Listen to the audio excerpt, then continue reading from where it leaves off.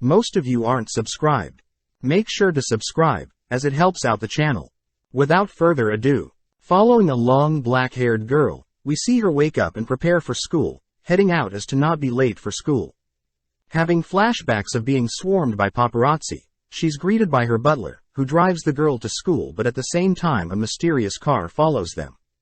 Stepping onto school grounds, the girl puts on a fake persona, smiling, replying and greeting every student, but notes that one student stands out from the rest.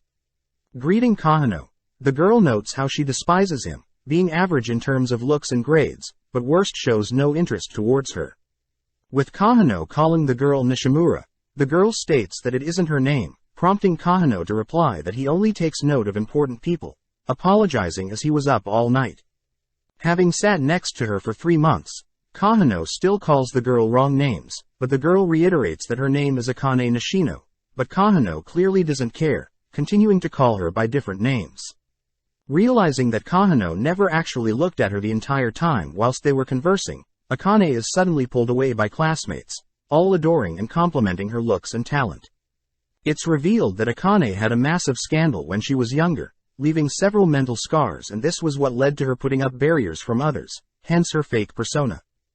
Going through the day as she usually does, Akane wraps up and decides to head home for the day, calling her chauffeur but sadly gets no response. With no other option, Akane decides to walk home, but begins to grow afraid as it's getting quite dark. Suddenly a tall man blocks her path, forcing Akane to run in an opposing direction, but several other men appear, pulling up only to kidnap her. Before Akane is knocked out, she spots Kahano patiently watching, as her lifeless body is dragged into the men's van. Waking up in a warehouse, Akane realizes that the men are enemies of her father, intending to use Akane as leverage against her rich father. Outside, Kahano begins to disguise himself, scaling the warehouse's wall, all whilst the men make advances on Akane. Breaking in through a window, Kahano interrupts the men, drawing their attention and challenging the men. Spotting one of the men pulling out a gun, Kahano easily disarms and knocks out the first man, prompting a second one to pull out a gun. Being an ex-soldier, the second man chooses to fight honorably, relinquishing his gun, choosing to fight Kahano with a knife. As the man dashes towards Kahano, Kahano makes use of crowbars, managing to defend against the man's advances. Realizing the enemy is attempting to reach for his gun, Kahano swiftly knocks the man out, freeing Akane only to disappear before police arrive. With Akane's father's influence, Akane is able to keep the incident hidden from the public, returning to school the next day as if nothing had happened. Comedically later that evening, Kahano is hit by a truck, passing away instantly.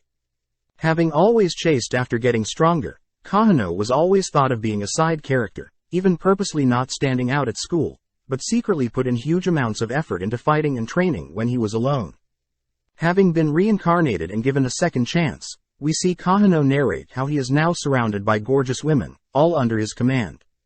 With this new life and power, Kagenos deems himself the Eminence in the shadow. Having been reborn to a new family, Kahano notes how he still remembers his past life, but since he's a toddler he's forced to act the part, crying as to not arouse suspicion from his parents. Realizing this world functions on magic, Kahano learns that he is the son of Barun Kaganu, a man who trains dark knights. During training, Kahano purposely allows his older sister to get the spotlight when compared to his average self, but at Kahano night he dons his shadow gear, heading out to seek entertainment. Encountering several bandits, Kahano demands the bandits to hand over their loot, but when the bandits decide to fire projectiles at Kahano, Kangano is forced to handle the projectiles, showing off his moldable slime blade, easily deflecting and absorbing the projectiles. Spotting someone sneaking up on him, Kahano allows the man to slash him, but unveils his protective slime gear, laughing and disposing of all the men. Digging through the bandits' loot, Kahano is delighted to find a huge sum of gold, but hears something weird, wondering if the bandits had also kept a slave. Unveiling a cage, Kahano notices a horrid creature, having been amalgamated by some curse. Trying to break the curse, Kahano performs various experiments on the creature, successfully breaking the curse, returning the creature back to a blonde girl. When the blonde girl attempts to find out the reason for her being cursed, Kahano is able to make up a story, incorporating a made-up cult of Diablo, and how the blonde girl was destined to serve Kahano. Revealing his shadow form, Kahano is able to convince the blonde girl to join his newly formed Shadow Garden organization, bestowing her the name Alpha. With 3 years passing, Kahano admits that he has managed to keep his operations a secret all this time. Whilst sparring with his older sister, Kahano thinks about various ways to disarm and defeat his big sis, showing off his impressive knowledge of martial arts, having taken inspiration from his previous life. But Kahano intentionally allows his sister to defeat him, flung into a nearby river, only to monstrously hoist himself out of the water when his sister leaves the scene. As Kahano's sister turns 15, she prepares to head to mandatory magical school, but on the day of the departure, she is nowhere to be seen. Infuriating their father, Kahano notes that his organization has grown over the years, speaking to Beta, prompting Kahano to reveal that he recruited several other girls just like Alpha. Sending the girls to track down his sister's captives, Kahano manages to accidentally point out the captive's secret base, ordering the 7 shadows to head out with him immediately. Cutting to his sister, Claire, we see Claire chained up, but still has enough energy to avoid attacks from her kidnappers. As Claire chats with her kidnappers, the kidnapper mentions how he knows of Kahano, threatening to torture Kahano in order to break Claire's cold demeanor. Hearing the kidnapper threaten to use Kahano, Claire gets pissed, breaking her chains, attempting to punish the kidnapper, but is unfortunately knocked out when the kidnapper gets serious. Suddenly the kidnappers are alerted of an attack from 7 mysterious girls, all easily able to dispatch the kidnappers who are revealed to be as strong as royal guards. When the girls reveal themselves to the leader of the kidnappers, Alpha chooses to duel the leader, easily out-trading blows, but intentionally holds back, keeping the leader alive. Desperate, the leader pops a pill, surprising Alpha by smashing a hole in the ground and escaping. Unfortunately, the leader runs into Kahano, who has been lost in the kidnapper's dungeon this entire time. Charging at Kahano, Kahano notes how slow his enemy is moving, dodging and evading the leader's strikes, all whilst giving his enemy tips on how to move and fight better. Having easily dodged all of his enemy's strikes, Kahano spots the leader unleashing his final form, but is dispatched by Kahano before any real damage could be dealt. Noting that the leader had a daughter, Kahano heads home only to greet Claire, who had been left by Kahano to force herself out of the cell. With only several hours of sleep, Claire was only able to heal some of her wounds overnight, but immediately heads out for her first day at school. That evening, Kahano has a meeting with his Shadow Garden girls wanting to celebrate their organization growing so much, but Kahano is shocked to hear the girls have decided to leave Kahano. Several years later, Kahano is seen on a train thinking about the reason for the Shadow Garden disbanding.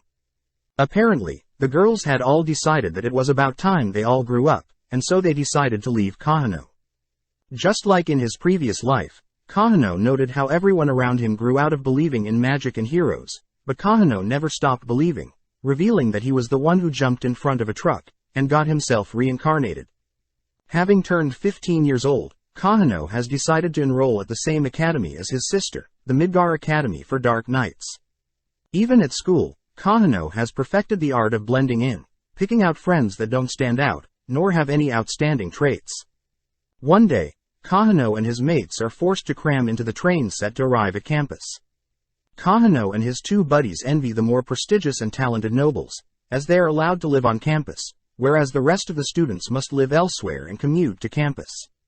Since Kahano had lost a bet to his friends, Kahano is forced to suffer a rejection from the most popular girl, Princess Alexia, in school. Arriving on campus, Kahano and friends spot Princess Alexia flat out rejecting another male student, all feeling sorry for the student. With his time to shine, Kahano purposely recreates a love confession scenario from the games he's played, intending to purposely get rejected. With his friends watching on, Kahano makes his move, confessing his love to Alexia, but shockingly Alexia accepts Kageno's confession, officially deeming them a couple. Heading to lunch the next day, Kahano can't help but feel every student glaring at him, all wondering why Kahano, a below-average guy in terms of skill and looks, is dating the princess. As Alexia joins Kahano and his mates for lunch, Kahano purposely steals her food, attempting to disgust the princess, but she simply brushes it off, instead offering Kahano to join and train in the same class as her, having easily arranged it with her connections. Later that day, Kahano is introduced to his new class and the instructor, Mr. Zenon. Having paired up with Alexia, the two stretch before they drill some swordplay. Analyzing her movements, Kahano notes that Alexia's movements are very bland and textbook, brutally stating that compared to her older sister she is a nobody. Wrapping up the session, Kahano overhears Alexia turning down Mr. Zenon's marriage proposal, but still knows he must continue his life in the background. That evening Kahano speaks to Alexia directly, confirming that she is using Kahano to fill in the boyfriend role in order to get Mr. Zenon off her back. Not liking how much attention he's getting, Kahano refuses at first to play along with Alexia's scheme, but is easily bribed into the role after Alexia tosses a few gold coins in Kahano's direction, claiming Kahano as her pet. With the two spending more time together, they purposely draw more attention in order to send a message to Mr. Zenon, but Mr. Zenon simply smirks at their relationship. Privately chatting, Alexia states that Mr. Zenon's perfection is too suspicious as Alexia prefers people who have flaws, like Kahano who she can tell has many flaws.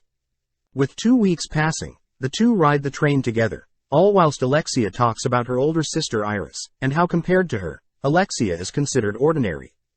Referencing the previous Bushin Combat Festival, Iris had witnessed Alexia's pathetic defeat, but Kahano tries to cheer Alexia up, mentioning how he likes Alexia's sword style.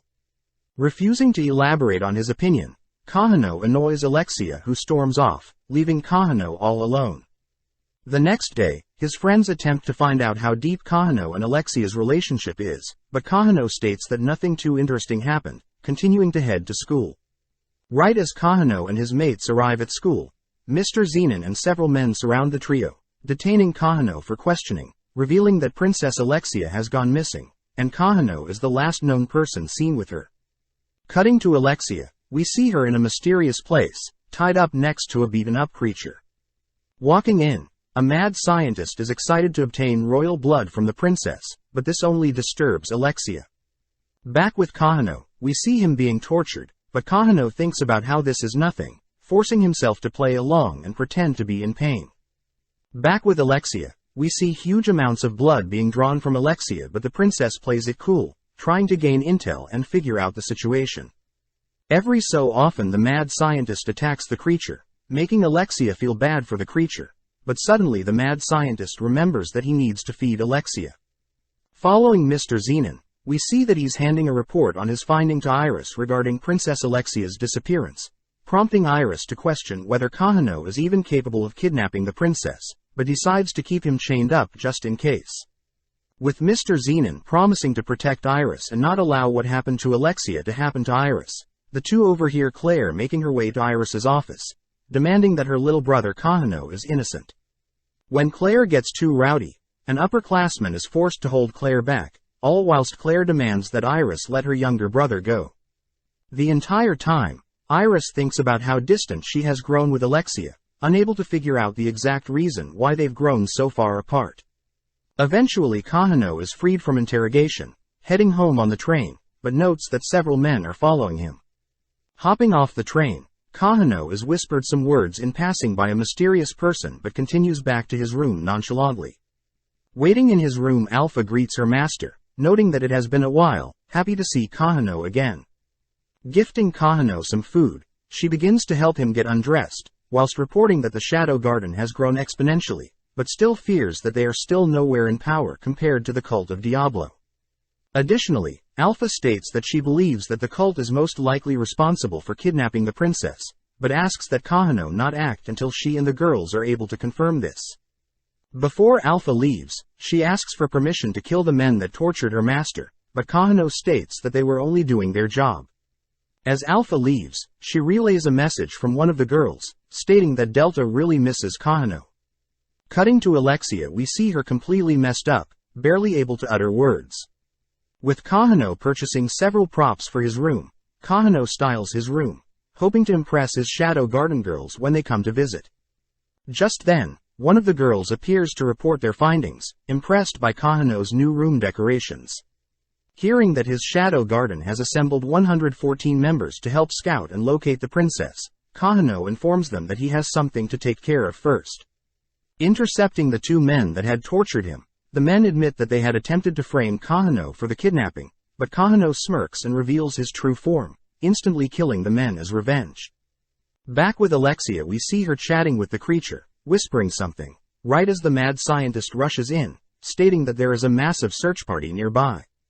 Afraid that he'll be captured and killed, he unveils his new demon creation device, injecting the extracted royal blood into his creature, but Alexia tries to warn against this.